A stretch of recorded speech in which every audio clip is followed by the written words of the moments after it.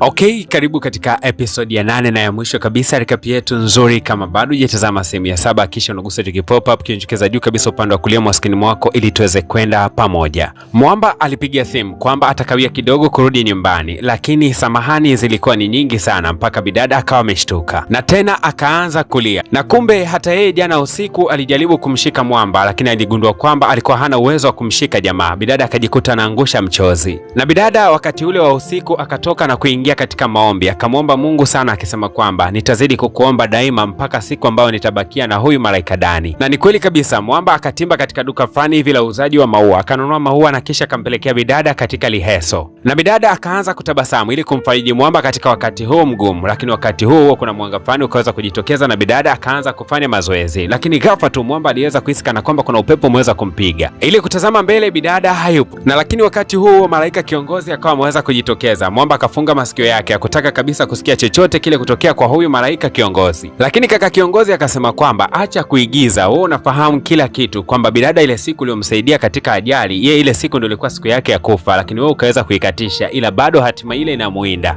Na baada tu ya malaika kiongozi kuyamaliza yale ya moyoni mwake akawa ameondoka. Mwamba akamfuata bidada kisha akamwambia kuwa nataka nikuoe. Bidada akaweza kumkumbatia na kufurahi kweli kweli. Jamaa akamkumbatia zaidi bidada. Na lakini nyakati za usiku zilipoweza kufika, bidada akiwa chumbani na Mwamba, jamaa akazidi kumwambia bidada kuwa unisamehe sana kwa sababu nahisi kwamba nina maisha mafupi sana. Nimekuwa nikimwomba Mungu sana nibadilike kuwa binadamu, lakini naona kuwa maombi yangu ni kama yamekataliwa. Lakini bidada akamwambia Mwamba kwamba hata siku moja ya kukaa na yeye anaithamini zaidi kuliko hata siku 100 za kukaa na mtu mwingine tofauti na huyu jamaa. Na sasa kwa kuwa bidada hana ndugu mwingine yeyote tofauti na huyu Batha ambaye ni msimamizi wake, basi akamfuata na kumwambia kuwa nahitaji kumchumbia na kumuoa mdogo wako. Tafadhali naomba ridhaa ya kuweza kumuoa. Na pia bidada G akasema kwamba wewe ni kama dada yangu, naomba unisimamie katika ndoa hii. Basi bana, bidada basi alivyoweza kupewa cheo hapo akaanza kuwaka. Haiwezekaniki kabisa wewe uanze kulala na mdogo wangu ndio uje kuniambia tunataka kumuoa. Wewe mpumbavu nini? Bidada G kabidi kusimama haraka sana kusema kwamba wewe tumekupa cheo leo tu bana. Kuwa makini, sisi ni mabosi wako pamoja na yote. Tena bidada G akakasirika mpaka akatoka nje kwa namna ambavyo bidada alikuwa akimfokea mchumba wake. Moja kwa moja bana, bidada naye akamfuata huko nje akaanza kucheka na kusema kwamba unajua nilifurahi kweli kuwa dada yako. Alafu nikajikuta kwamba naanza kuchukua majukumu mapema kabisa. Lakini miongoni mwa maamuzi sahihi sana uliweza kuyachukua mdogo wangu, basi ni kuweza kufunga ndoa na huyu jamaa, kwa sababu nyinyi mnapendana, mna haki ya kuweza kuoana. Mimi nakuahidi kwamba nitaisimamia ndoa yako wala usihofu. Basi bwana, safari ya kwanza kati yao wapendanao hawa wawili wakielekea katika duka la baadhi ya kununua baadhi ya vitu ambavyo ni maalum kwa ajili ya harusi. Lakini mhudumu akawa anauliza baadhi ya vitu wanavyovipenda, wakajikuta wanachagua vitu tofauti. Lakini kumbe huyu mhudumu bana alikuwa ni yule mkuu wa malaika. Na kila wakati walipokuwa wanaendelea kuchagua bidhaa hapa ndani, bado huyu malaika akazidi kuwasumbua tu. Jamaa akajifanya kana kwamba anaelekea toilet, lakini akaenda kukutana na huyu kiongozi wa malaika. Akaanza kumwambia kwamba hivyo unanifuatilia nini? Huyu kiongozi anasema kuwa nakuomba ilisha harusi hiyo sio vizuri. Lakini Mwamba malaika Dani akasema kwamba hayo maamuzi nimeyafanya na niko serious nayo. Moja kwa moja kwanza akaona kwamba kama kiongozi kama malaika kananizingua, kakakaba na kwanza akatembezea kichapo. Ghafla tu bidada akawa ameweza kujitokeza. Hasa baadaye kidogo wakiwa wamekaa pamoja, huyu kiongozi wa malaika anasema kwamba mimi nilikuwa namwambia Dani, nilikuwa namwambia. Akasema sio ulikuwa namwambia, na wewe ndio utakuwa baba mlezi wa huyu Mwamba kwa sababu hana wazazi. Na katika sherehe yetu ya ndoa basi wewe utakuwa na sufuria lako la ubwabwa. Kando peke yake tutakutengea pia. Kwa kweli kiongozi wa malaika akaona kwamba hawa ni vilumbwembwe kweli kweli, akawa ameamua kutoweka katika eneo lile. Lakini bidada bado alikuwa anafarijiana na Mwamba kwamba ndoa yao lazima ipite. Lakini kabla ya kufunga ndoa akaamua kwanza kudili na huyu shangazi yake ambaye amemsababishia majanga mengi sana na ambaye ni kidudu mtu. Akamwambia shangazi yake kwamba nina ushahidi wa kila kitu, kuanzia ajali uliweza kumsababishia mjomba mpaka akapoteza maisha na kila ulichoweza kukifanya kibaya katika maisha yangu. Sasa utakwenda kulipa kwa vyote. Shangazi mtu kesho yake akatimba maeneo ya ofisini. Kwanza akaomba radhi kwa bodi nzima ya wakurugenzi, lakini wakati huo anaendelea kuomba radhi, basi kumbe mume wake bana akaamua kuchukua dhambi zote za mke wake alizoweza kuzifanya na akakiri kwamba yeye ndio ameweza kuzifanya. Na bidada katika kusambaza kadi za miariko bana, si akampelekea na Mwamba juu. Jamaa anashindwa kuipokea, lakini ikabidi kupokea tu hivyo kishingo upande kwa sababu alikuwa anampenda bidada. Na jamaa alijaribu sana kuipinga ndoa hii, lakini bado bidada alisema kwamba ndio mwanaume anayempenda na lazima afunge naye ndoa, hata kama watakwenda kuishi kwa siku 2 tu, basi lazima yeye aweze kuishi na ujamaa. Kama walivyosema wahenga, usiku wa deni haukawii kukucha. Basi bana, ile siku iliyokuwa inasubiriwa nayo ikaweza kutimia. Wawili hao wakaweza kufunga ndoa yao. Walichoamua kukubali wao katika maisha yao ni hata kama mmoja atakufa basi haina shida kabisa, na kila mmoja alikuwa tayari kufa kwa ajili ya mwenzake. Na haya ndio mapenzi bwana. Lakini Mwamba baada ya kugundua kwamba ana muda mchache sana wa kuishi hapa katika ulimwenguni, aligundua hisa kwamba bidada atabakia katika nyakati ngumu, na adui pekee aliyebakia kwa bidada ni bidada Luna. Akaamua kwamba huyu lazima amshughulikie. Na kumbe naye bidada alikuwa anawaza kuja kujiua ili Mwamba aje kuwa binadamu. Lakini lakini kila mmoja alikuwa anawaza aje kufa kwa ajili ya mwenzake aweze kubakia ulimwenguni. Bidada moja kwa moja akaelekea mpaka kanisani kwanza kutubu dhambi hiyo ya kwenda kujiua, na huku mwamba yuko katika operesheni zake kuhakikisha kwamba anamzuia bidada Luna katika kila mission. Na kumbe bidada Luna sasa hivi alikuwa akiandaa mchakato wa kwamba bidada atakapokuwa anafanya mazoezi basi aangukiwe na kitu kizito apoteze maisha. Malaika Dani akaanza kuzichapa na hawa wote bana. Mwisho wa siku bidada akaweza kukimbia, lakini yule muuaji akaweza kubakia bana. Ugomvi mzito kati yao uliweza kuendelea, na ugomvi huu ulidumu zaidi ya nusu saa, lakini ghafla tu yule kiongozi wa malaika akaweza kutokea. Akamwonya sana mwamba Dani kwamba asiingilie mambo ya kibinadamu kwa sababu ni kosa kama akizuia shughuli yoyote inayomhusu malaika mtoa roho. Lakini Malaika Dani akasema kuwa atakuwa tayari kwa ajili ya adhabu yoyote ile, ila kama tu akimaliza kuweza kumsaidia bidada G. Lakini wakati huo huo yule kaka jambazi bana moja kwa moja akanyanyua kisu chake akataka kumchoma nacho huyu jamaa Malaika Dani, lakini huyu kiongozi mkuu wa malaika akaweza kumsukuma huyu kaka jambazi na kupoteza maisha. Na kitendo cha malaika kuweza kumuua mwanadamu basi anapata adhabu hapo hapo. Moja kwa moja jamaa akapiga magoti na kusema kwamba nilijifunza kucheka nikiwa na wewe, nilijifunza kutabasamu, nilijifunza kufurahi, nilijifunza kufurahia nyakati nzuri. Na moshi mweusi ukaja na kumchukua kiongozi mkuu wa malaika. Kwa lugha nyepesi ni kwamba mwamba anapotea ulimwengu. Na jamaa alikuwa ni kama baba kwa mwamba Angel Dani, kwa sababu wakati mwingi alikuwa akimbeba na kumvumilia katika matatizo mengi. Bwana Daniel alipofika hapa katika eneo la kanisani aliweza kumkuta bidada akiwa ameshika vidonge vya usingizi, anataka kujioverdosi ili lengo aweze kupoteza maisha, lakini jamaa akachukua vile vidonge na kuvitupa kando na kumwambia kuwa kwani unataka kufa? Hasa baada ya kifo cha ule mwamba kule katika lile jengo ambapo aliweza kuuliwa na ule kiongozi wa malaika, basi mapolisi walikuja na kugundua kwamba Luna ndo anahusika katika yale mauaji. Moja kwa moja wakaenda kumkamata bidada Luna. Lakini bidada Luna alipokuwa amepelekwa kituo cha polisi, yeye akachukua mito fulani hivi na kuweza kujifunika usoni ili apoteze pumzi. Alipokuwa amewaishwa hospitalini, basi bana aliweza kuvaa kama vile mhudumu wa afya, akaweza kuondoka pale hospitali.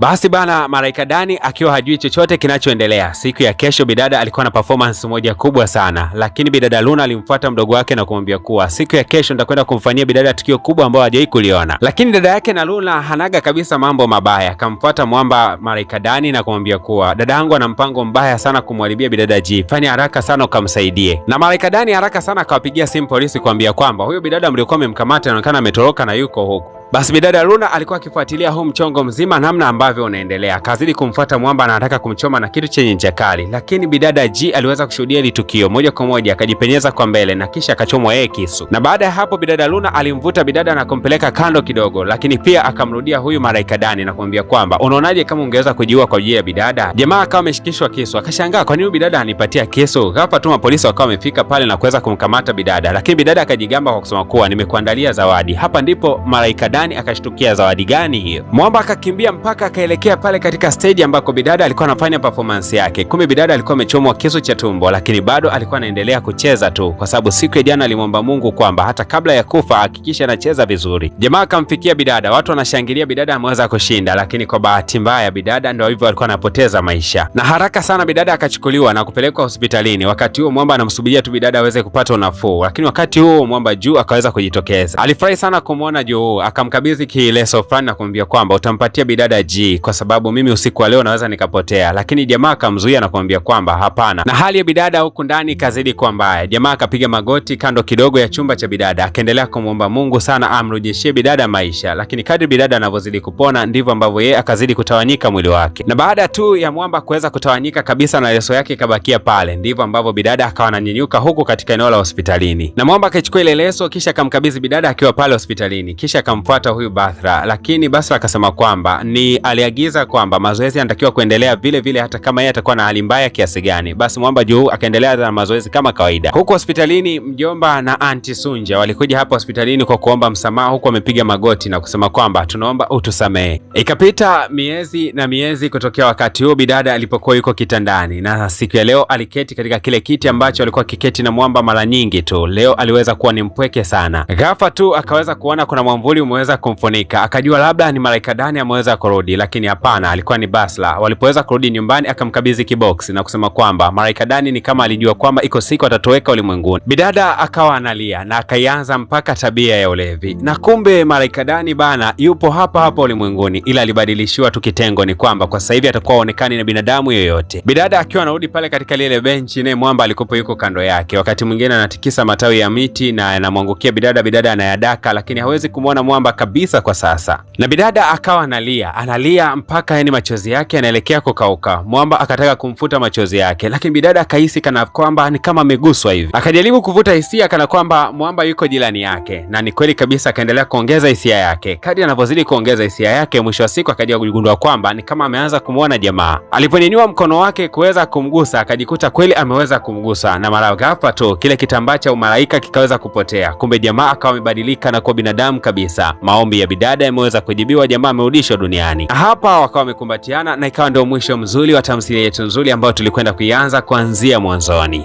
Bwana, asanteni sana kwa mapenzi mazito na shukrani za kipekee kwenu kwa wote ambao umekwisha kugusa alama ya kusubscribe katika channel yetu ya PVP Media Max. Nikumbushe tu kwamba mpaka dakika hii tunaingia katika kigongo kingine kikali zaidi kuliko hiki. Kubwa zaidi, hakikisha tu kwamba unagusa alama ya kusubscribe, lakini angalia hapo juu kabisa upande wa juu katika skrini yako utaweza kuiona recap mpya ambayo inakwenda kutoka hivi karibuni. Karibuni sana, na hakikisha kwamba umegusa alama ya kengele, lakini pia alama ya kulike.